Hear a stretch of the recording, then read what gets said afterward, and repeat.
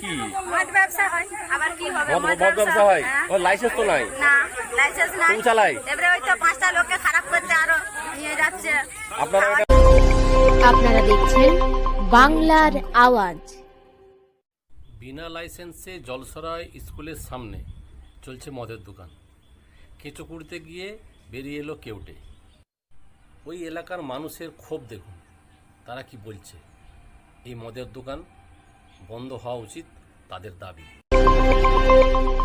দেখুন, এটা আমরা পুলিশ প্রশাসনের দৃষ্টি আকর্ষণ করার চেষ্টা করব যে পুলিশ অবশ্যই, প্রশাসন যাতে অবিলম্বে যুব সমাজকে নষ্ট করার স্বার্থে যাতে ওই মদের দোকানটি বন্ধ হয়, তার জন্য পুলিশ প্রশাসনের কাছে হাত জোড় করে আমি রিকোয়েস্ট করবো যেন এটা অবিলম্বে তার ব্যবস্থা নেয়। জলসরা স্কুলের সামনে যে জলসরা মদের স্কুলের দোকানটা, সামনে ওটা তো সামান্য লাইসেন্স 500 মিটারের মধ্যে লাইসেন্সও তো নাই। লাইসেন্স নাই। উনি ওটা তো রেস্টুরেন্ট বা ধাবা।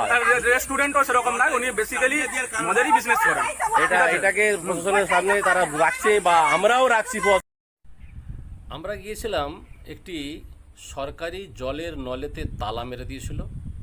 কেন তালা মেরেছিল, কে তালা মেরেছিল? প্রায় 50টি পরিবার জল পাচ্ছিল না, সেই কারণে।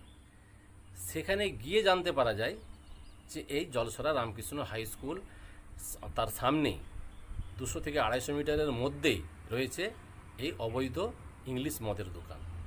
লেখা আছে রেস্টুরেন্ট, ধাবা, কিন্তু সেখানে বিক্রি হচ্ছে মদ। তো কেঁচো কুড়তে গিয়ে কেউটে বেরোলো, সেই বিষয়টাই আপনাদের সামনে তুলে ধরছি। বাকি দায়িত্ব প্রশাসনের।